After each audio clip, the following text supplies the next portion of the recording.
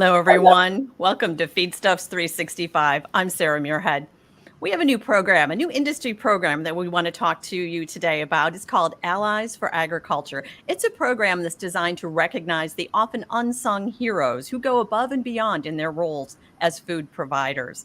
The goal of the program is to showcase advancements throughout the agricultural food chain and the people who make it happen.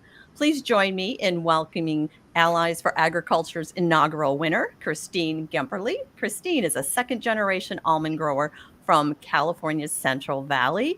Also with us is Craig Brekkas, and Craig is head of UPL North America. UPL is the force behind this new program. So welcome to you both. Thank you so much for joining us here today. Thank you for having me. Yeah, thank you very much, Sarah. So Christine, let's start with you. Tell us a bit about yourself and your almond operation there in California.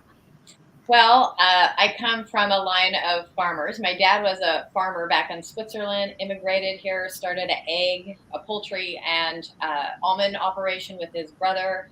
And then my brother and I sort of continued on with our own operation. We decided to leave out chickens, and we have about 135 acres of almonds, and we do everything ourselves. We don't have any employees. And so we're incredibly hands-on and really in tune with everything that goes on from start to finish in the production of almonds. It really sounds like almonds and your family history kind of go hand in hand. Help me understand the role that that is played in how you farm today, how you make that all work. Well, farming almonds, we've been doing it a lot of different ways from, the last 100 years that almonds have been farmed in California. But in recent years, we've taken on some new strategies. I mean, we have to deal with a lot of changes that are going on, whether it's the environment or policy or even, the drought that we're experiencing now. So we've really taken this bull by the horns and come up with by engaging in the research that's out there, coming up with some strategies that are going to make us more resilient. Some of those things are cover cropping or whole orchard recycling. And it's really about giving back to the land, because that in turn is going to give back to us. Yeah, you tell us about the cover cropping and what you're doing. I believe you're planting cover crops between the rows of trees, right? And that's helping to keep the moisture in. Is that how it all works? That's one of the things that it does. Originally, when we planted cover cropping, it was all about providing some extra forage for my beekeeper's bees when he put them in before the almond bloom. And, and I thought, okay, if there's ever a shortage of bees, my beekeeper is going to make sure his bees are at my property because it's such a good place to be. But over time, we found all these other benefits. It helped with water infiltration. We were building, the biomass in the soil. It really kind of changes the temperature in the orchard as well. And then all these beneficial insects that were in there and helping us to control some of the problematic insects we have. And even out competing some of the herbicide resistant obnoxious weeds. So it's kind of a win-win, and we figured out like how to fit it into how we're already operating our orchard. And that maybe was the biggest hurdle in the beginning, just figuring out how do we fit it in and how do we make it work so that by the time harvest comes around, we're, it's out of the way and we're ready to harvest those almonds. It's kind of a whole orchard program, right? I mean, it all together. It sounds like you figured out how to integrate it all, and then the bees are a big part of that. Talk to us about the bees. Oh, well, that's our bread and butter, or maybe it's like our honey and bread. Almonds need to be pollinated by bees. So every year, it's like the biggest movement of bees in the world come to California to pollinate the almond crop, because you need to move pollen from one variety in the orchard to the other variety. There are some self-fertile varieties now, but traditionally you needed that cross-pollination. And it's really important when those colonies come in that they're healthy and that they have something to forage on to get those colonies really active by the time the almond flowers open. So you are the first ally for agriculture. Congratulations on that. Tell us, why is it important? Why do you want to be part of this program? Why is it important that you share what you do and your story of your operation with others? It's first of all, it's quite an honor, but I feel like things are getting more difficult. Farming, we have lots of challenges, and we don't often it's often hard to find some of those solutions on our own. And so if somebody has found a solution over here, one of the best things you can do is share that with the people around you. And it's, the more we can produce with the less inputs, the more efficient we are, the more resilient we are, the more we can provide food for people on this planet.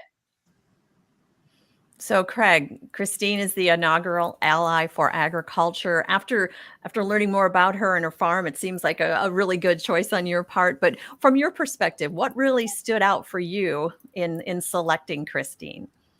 Well, it's an honor to be here, and you're right. It's having Christine as our inaugural winner.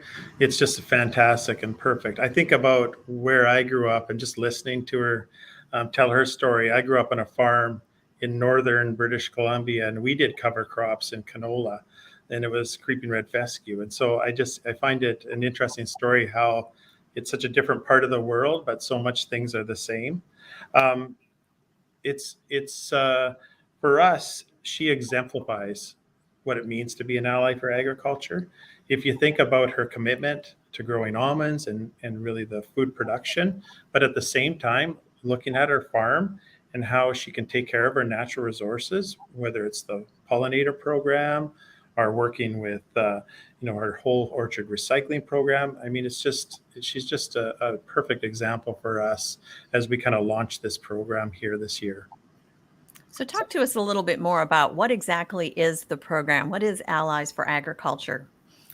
Well, it's about the unsung heroes, right, Sarah? Like at the end of the day, there's so much that we're doing in agriculture, and there's a lot of people in the industry that are going above and beyond, and we have this opportunity to showcase that, right? And we're very proud of our industry and just the advancements that we're making. And it's not just UPL. We know it's all our partners in the industry are making a difference, from growers to food processors to retailers. It's just we're very excited about the program being able to really communicate this. A lot of people out there doing their thing, right? And just producing food for all of us and really not even being recognized for some of that. So this program brings forward those folks so they can talk about their operations and we can just learn more about them. So give us a little bit of detail, Craig, about how the program works, how you go about selecting candidates, what goes into it. Oh, perfect. Anyone can be nominated for it. That's the first thing. And anyone can nominate. So they just have to go onto our website. Once they're nominated, we have a panel of judges that consists both of people with inside our company and well-established industry leaders, but also outside of our organization, within our partners are part of the panel. So that chooses the winner. And then once the story is chosen, it's showcased on our website, through our social media, and we really spend time communicating that out to the marketplace and highlighting that for our industry. And as well, one of the other things that we'll do is we will donate $1,000 to the food bank of choice in their local community, just as an outreach as well as part of our initiative. And Christine, I think you just you were just at the food bank of your choice, and the $1,000 was donated here this past week. So tell us a little bit about that. What was that experience like? Oh, giving is actually one of the best feelings that you can have. We went to the United Samaritan Foundation in Turlock, California, and they do so many meals for poor people all over our county every single day. And it's not easy to keep their shelves full of food, even in an area like ours that has so much agriculture. And to be able to give them $1,000 to actually contribute to the work that they do was wonderful.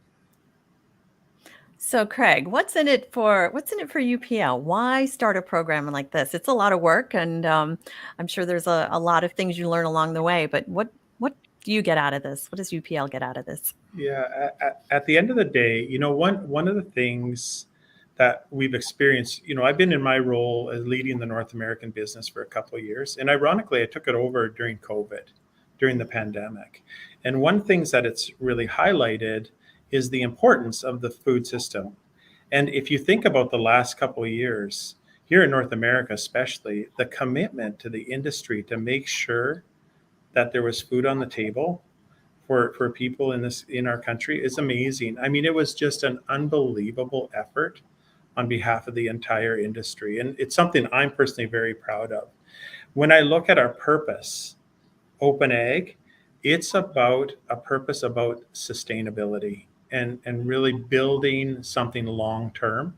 And for us, that's a real commitment to the industry and about transformative change. We want to kind of be that catalyst for that change in our company, but also in our partnerships and looking at innovation. And I would say the one thing that we know about this is we can't do it alone. This is an industry of collaboration. We know we're all in this together, and we call it open collaboration.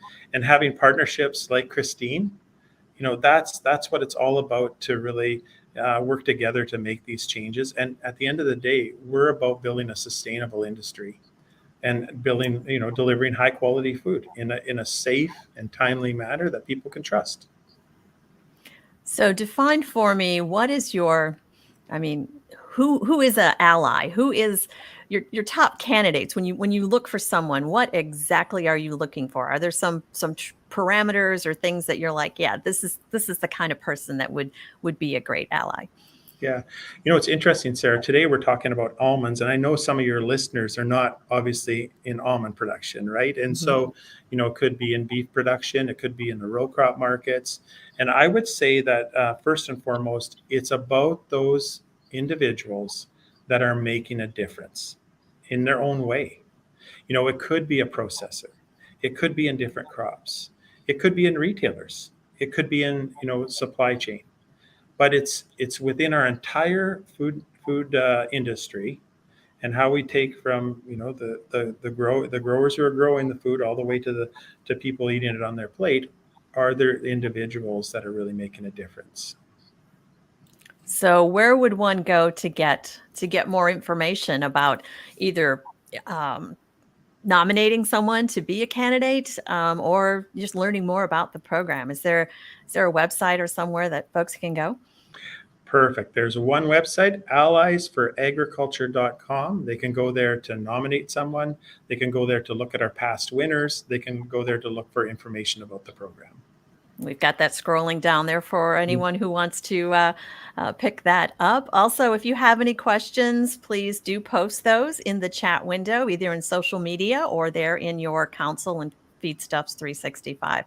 So as we wrap up, I'd like to get some final thoughts from both of you. Christine, let's start with you. What would you like our listeners to walk away with today? What do you want them to remember and to know?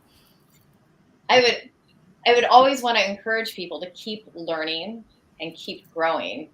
And actually, you can say growing as far as growing your crops, but also, growing your communities, growing those connections.